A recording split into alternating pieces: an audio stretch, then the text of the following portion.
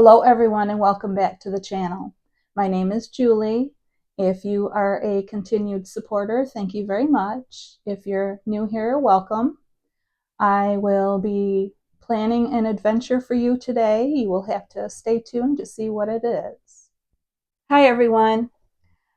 In this week's video, I'm going to be starting another series of videos on a particular crochet project. When we went to Joann's, I don't know if you know, Joann's Fabrics is going out of business. They had discounts, 20 to 40%. So when my husband and I were there, I couldn't find really a whole lot that I wanted, but I looked through the books. So what I found was this floral gnome book, and I went through and found the ones that I wanted to make for myself. And I thought about making these as gifts for my family members and things. So I might do that if they turn out okay. But the ones that I'm making in the beginning here that I'm going to be showing on video, I'm basically going to keep around the house. I maybe put one or two in each room, not each room, but in a room or something. So anyway, I'm going to be starting a series of videos that have to do with me crocheting these gnomes. And I figured I would do that because here in the summer coming up, well, which probably it'll be summer by the time you're watching this, but I'm going to be doing daycare for my grandchildren again once my daughter-in-law goes back to work. So I don't know how much time I'm going to have. And I want to have a couple of these set up ahead of time in case, I get busy with the grandkids and I can't put out videos. So I want to have a few of them. I do have a few made up in my held for you guys to see. So depending on what order I put all these out, I might be doing daycare at that point, which most likely it will, because I think it's only like 2 months before she goes to work again. So I guess I'll get all my stuff out and start working on the project. Okay, so for the first gnome that I'm going to be making, it's called the Violet Gnome, and it's for the month of February. This book contains one gnome for each month, and I think it has to do with the flower that represents that month. I'm really not familiar with what flower goes with what month, but I'm kind of assuming that's what it means, that it's your birth flower. So anyway, they give you a specific yarn that you're supposed to use here. I did use a different company that they recommend for this book, so the colors are different. The yardage should be hopefully the same because it is the same weight.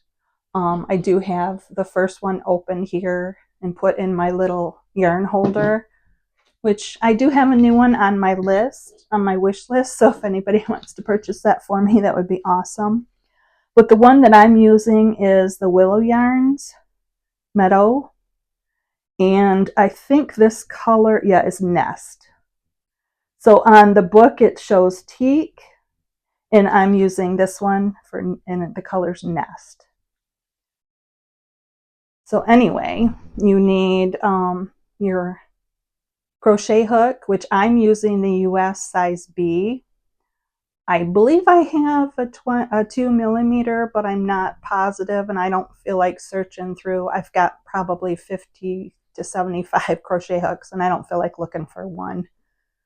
And then you need your fiber fill, of course, to stuff, 2 safety eyes that are 6 millimeter in diameter, tapestry needle, which is the thing I always call the yarn needle, my stitch marker, my scissors, and pins, which I think are basically the things that I use as stitch markers because they close so I can, pin it shut. And I think that's all you need to know. The first thing we start is on the hat. So I'll get you set up on the other side of me here and start working on the hat. Okay, so in addition to the things that they listed, I always have what I call row marker, which might be the thing that they're calling a stitch marker. I'm not really sure. I call it a row marker, and then I call these stitch markers. And I think these are the things that they were saying were pins, because if you look in here, oh, back when you make the flowers, I think it is. Yeah. You see these pink things? That's what they're calling the pins. And I don't have any of those. I do have a couple other things that you can use, but I might actually have one. I should look. If I do, I can show you. So, but anyway, I'm going to use my stitch markers as pins. Okay, so I went into my stash where I keep all the little gadgets I have for crocheting. I grabbed my case, more stitch markers here, because I know I'm going to need more than just those 3. And I did find a pin. But this is the only one that I have. It was given to me, I think, with all those things that my son gave me, which I think came from his daughter. So if she's watching, thank you very much. And I have it here. Grandma's keeping it safe for you. So anytime you want it back, just let me know. But I do have one.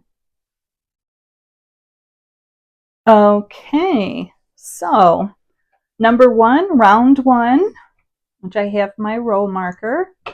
Round 1 says with teak, which remember I'm using nest. So with nest and leaving a long tail, work 6 single crochets in a magic ring. And this thread or yarn, it's yarn, is so much thinner because it's a lighter weight than the yarn that I had been using. And this needle right here is super skinny compared to like the size G's and H's that I was using for the other ones. So anyway, magic ring, you get your tail and you put your yarn that you're working yarn over top of it. Insert your hook into the circle, yarn over and grab through like you do with chains, yarn over again, grab another, and then make a single crochet out of it. And I drop that stitch. Oh, this might be more difficult for me to work with this yarn. Oh, there we go. I actually have to pull this a little tight because that stitch is awful big there, and that didn't work. The other direction. Okay. All right, I'm going to start over because, and that's what happens a lot of times with me. I make mistakes and I just, all I do is just keep trying. All you do in life with anything, you just keep practicing, keep trying, and you will get better with it. And even as experienced as I am, I still make mistakes, and I'm still going to show you my mistakes because I don't think it's right to edit them out and make a perfect video, because in real life, I am nowhere near perfect and nobody else is, and I don't want to pretend to be something I'm not. So anyway, I'm going to try that again. Hopefully it'll go a little smoother. Okay, so there's one single crochet, and I have to make 6.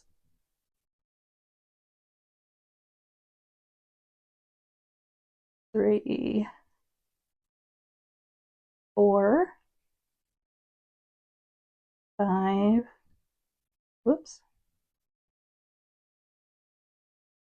and 6. You can definitely tell I'm used to using the larger crochet hooks that are easier to catch the yarn with. But anyway, okay, so then I will attach it here to the first